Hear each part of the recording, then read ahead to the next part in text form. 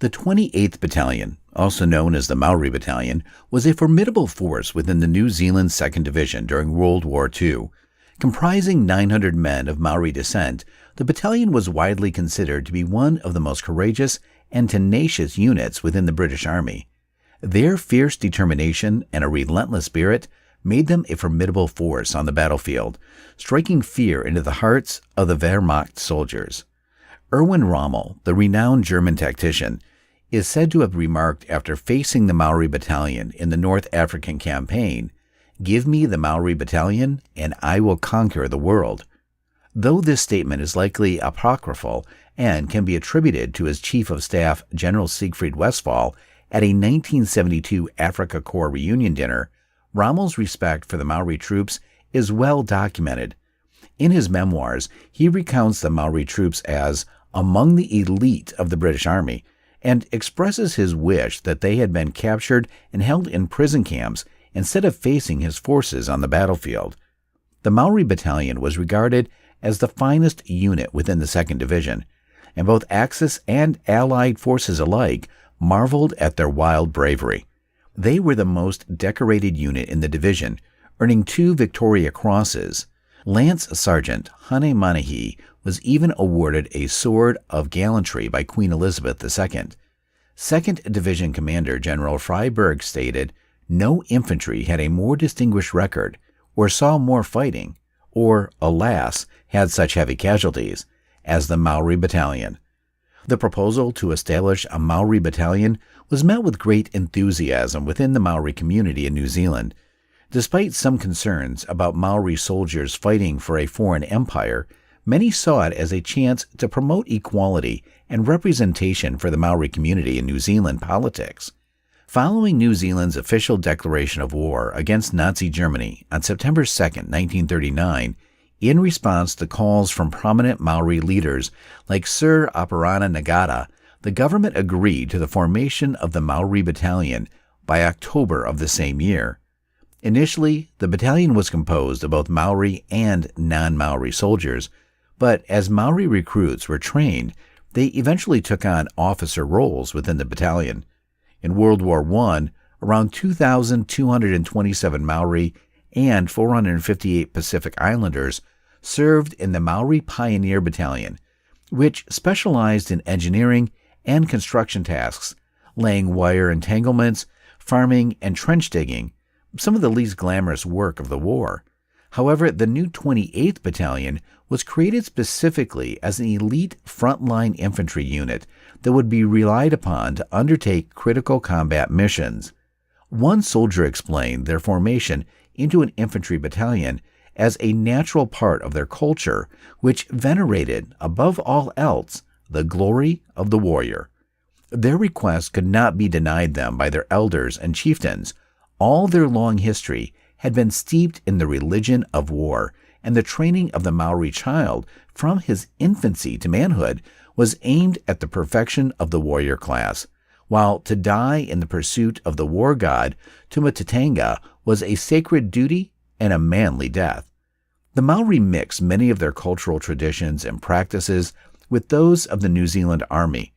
The British officers noted that their communal and brotherly way of life made them naturally adapted to camp life, in which people ate, slept, and worked together, holding many objects in common.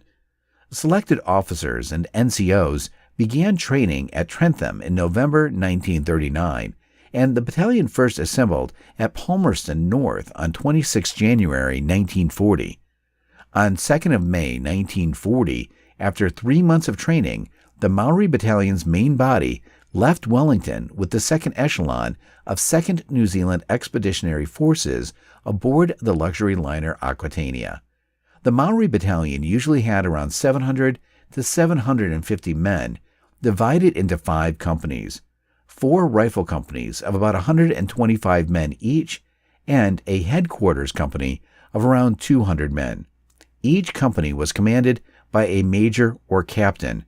The battalion's 4 rifle companies, named A, B, C, and D, were organized along tribal lines.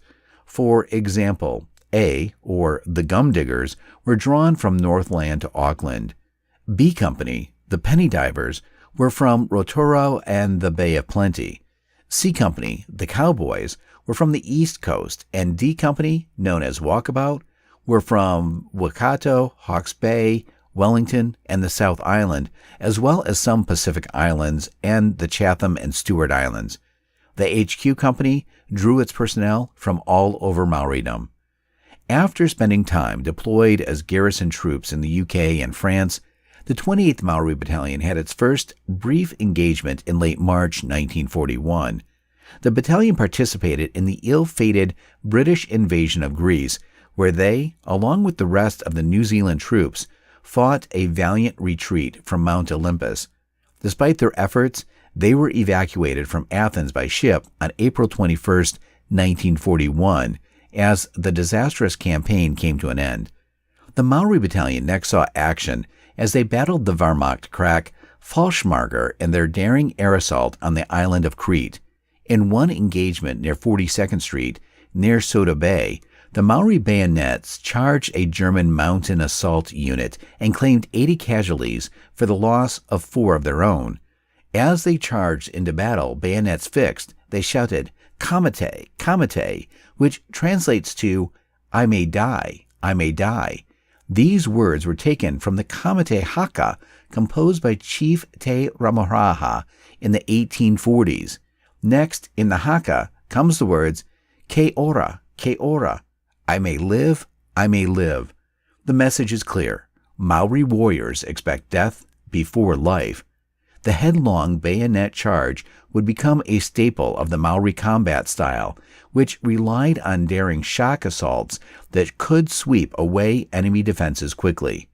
Although the Battle of Crete was an Allied loss, 42nd Street and other valiant rearguard actions helped the Allied forces withdraw across Crete's rugged mountains to the southern coast, from where they could escape to Egypt. By the 31st of May, 1941, more than 16,000 Allied troops, including the Maoris, were evacuated safely by the Royal Navy. Now stationed in Egypt, the Maori Battalion were about to fight in the Desert Campaign, which would make them famous. Moving to Syria to spend time guarding a possible German invasion from the north, the Maori Battalion rejoined the British 8th Army in the Western Desert on the 14th of June, 1942. By the 26th of June, they were rushed into the line at Minkar Kaim. They swiftly found themselves surrounded by Rommel's 21st Panzer Division and were forced to break out of German lines in a 160-kilometer dash back to the safety of the Alamein line. Soon, an obscure railway station called El Alamein was to enter history as the scene of the decisive battle of the Desert War. The 8th Army's offensive began on the 23rd of October, 1942, with a massive artillery barrage, but Axis forces held firm. A second thrust on the 2nd of November cost the Maori Battalion 100 casualties. When his defenses were breached elsewhere, Rommel was forced to withdraw. The desert stalemate turned into a headlong pursuit. On the 23rd of January, 1943, the Maori Battalion became the second New Zealand unit to enter Tripoli, 2,250 kilometers to the west of El Alamein. On the 1st of March, 1943, the Maori Battalion helped beat off a determined German counterattack at Medellin in Tunisia. The New Zealanders' next task was a sweeping left hook inland to seize Tobaga Gap and outflank the enemy's Mareth line. The battalion's objectives were Point 209 and a foothill the Maori named Hikurangi. Led by Captain Peter Abater, C Company seized the latter on 26th of March and held it throughout a night of desperate counterattacks from Panzer Grenadiers. Point 209 fell the next day, with 231 German prisoners taken. The Maori Battalion had suffered almost 100 casualties, including 22 dead. Among the fallen was 2nd Lieutenant T. Moanawi Akiwa Nagaramu, who inspired leadership would earn him a posthumous Victoria Cross. Leading his men up the hill into hand-to-hand fighting, he held it against ruthless German counterattacks, finally falling in the morning as reinforcements were arriving. The London Gazette reports he was, quote, killed on his feet, defiantly facing the enemy with his Tommy gun at his hip. As he fell, he came to rest almost on top of those of the enemy who had fallen. the number of whom survived testified to his outstanding courage and fortitude. Back home in New Zealand, Negaramu was hailed as a hero, and more than 7,000 people attended a celebratory event for his VC, described by the commentator as one of the greatest Maori assemblies of the century. Next up for the tireless 28th Battalion was the 200-meter-high rock fortress of Takaruna, held by Italian and German troops. It blocked the 8th Army's drive towards Tunis. On the night of the 19th of April, 1943, a handful of B Company men, led by Sergeant Hane Manahi, scaled a sheer cliff face to reach the summit. Others followed, and after 3 days of desperate fighting, Takaruna's defenders were finally overcome. 300 prisoners were taken, but the battalion lost another 116 men, killed or wounded. Manahi was awarded the Distinguished Conduct Medal, but many felt he deserved a VC for leading an assault described by a British Lieutenant General, Sir Brian Horrocks, as the most gallant feat of arms I witnessed in the course of the war. On the 13th of May, 1943, Axis resistance in North Africa collapsed, leading to the surrender of 238,000 German and Italian troops. 2 days later, the New Zealanders began the almost 3,000-kilometer trek back to their base in Egypt. 18 months of desert warfare had cemented the Maori Battalion's reputation as some of the finest shock infantry in the world. Between their battles and soldierly duties, the men of the 28th Battalion had ample time to bond and enjoy themselves. In the words of Second Lieutenant Waka, to laze around doing nothing, to walk around without fear of getting blown sky high by shells, to sleep above ground in a comfortable bed, to sit at a table and eat every kind of delicious food, to drink beer by the any amount you like, to know there's not a German within 50 miles of one, all these things seem to make life almost a dream. Their camp life was a unique blend of Maori social norms and the discipline and rigor of British Army life. The soldiers welcomed opportunities for recreation and excelled in various sports, particularly swimming, rowing, boxing, tug-of-war, hockey, and rugby. In 1940, while stationed in Britain, a team from the 28th Battalion was invited to play against a Welsh XV at Cardiff, ultimately losing 12-3. However, in 1943, the battalion achieved victory in the 2nd New Zealand Division's highly competitive rugby tournament held in Tripoli, defeating the divisional signals team 8-6 in the final. Entertainment and music were important distractions from the stresses of combat. The Kiwi Concert Party put on shows, and mobile cinema units screened popular movies and newsreels in the field. The battalion's own concert parties regularly entertained 8th Army troops with singing and the haka, their traditional war dance.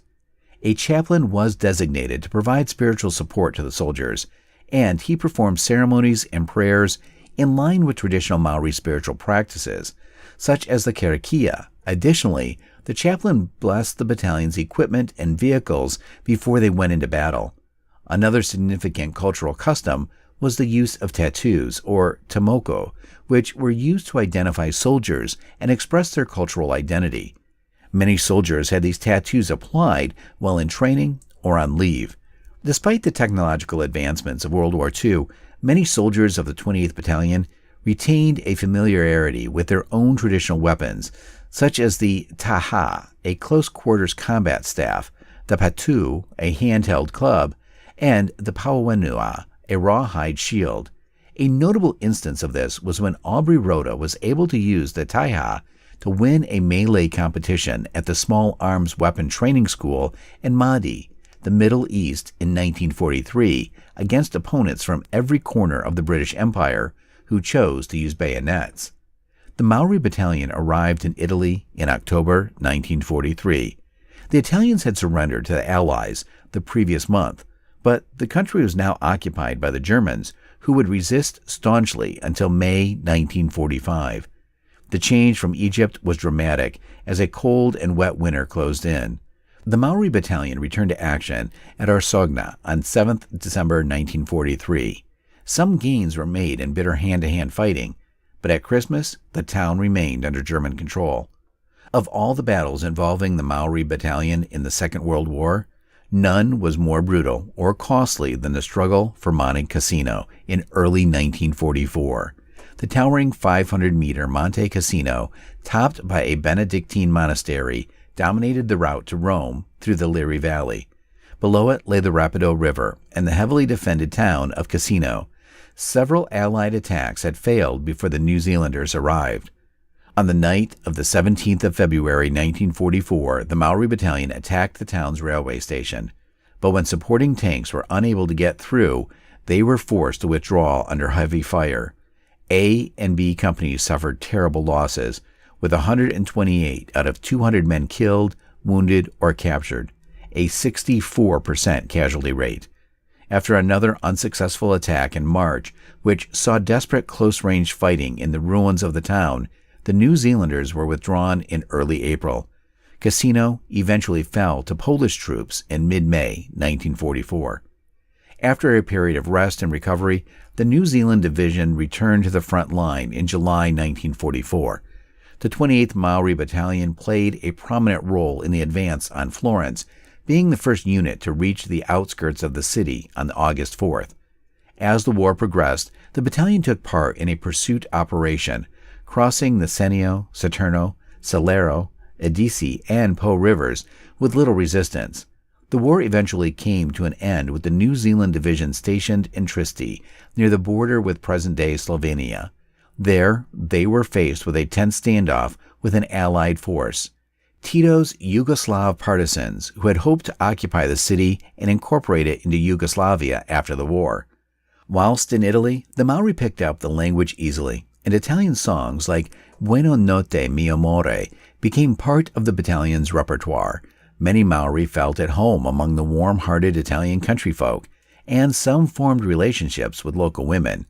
More than a few tears were shed when the battalion finally departed Italy in December 1945. In total, almost 3,600 men served overseas with the Maori Battalion between 1940 and 1945. Of these, 649 were killed in action or died on active service. More than 10% of the 6,068 New Zealanders who lost their lives serving with 2nd New Zealand Expeditionary Force in the Middle East and Europe. In addition, 1,712 men were wounded and 237 were prisoners of war, giving them a casualty rate of around 65%, an unprecedented figure for a unit which was never destroyed or suffered serious defeat. This casualty rate was almost 50% higher than the average for the New Zealand infantry battalions. Throughout the war, groups of fresh recruits were regularly sent from New Zealand to replenish these heavy losses. Many Maori also served with other units in the 2nd New Zealand Division, with the 3rd New Zealand Division in the Pacific and New Zealand-based Army units and in the Home Guard. Others served with the Air Force, Navy, and Merchant Navy. Some Maori women served in the Army Nursing Service and the Women's Army, Air Force, and Navy auxiliaries. Between 1939 and 1945, almost 16,000 Maori volunteered for war service out of a total population of 100,000, a phenomenal feat of devotion and service. After the end of World War II, the 28th Maori Battalion sailed for home on Boxing Day, 1945. Upon their arrival in Wellington on January 23, 1946, the 780 troops were welcomed as returning heroes and dispersed to their home Maori throughout the country. Their commander, Lieutenant Colonel James Hanare, dismissed his men with these words: "Go back to our mountains, go back to our people, go back to our Maori, but this is my last command to you all. Stand as Maori, stand as Maori, stand as Maori."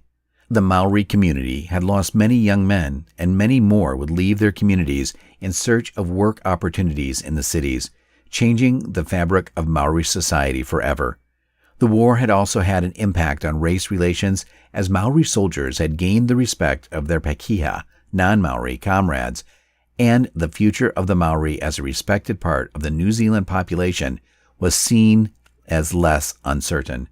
Despite the losses and the challenges ahead, the service of the 28th Maori Battalion had played a significant role in shaping a positive future for the Maori community in New Zealand in defeating the Nazi menace and proving themselves as amongst the bravest soldiers who walked the earth.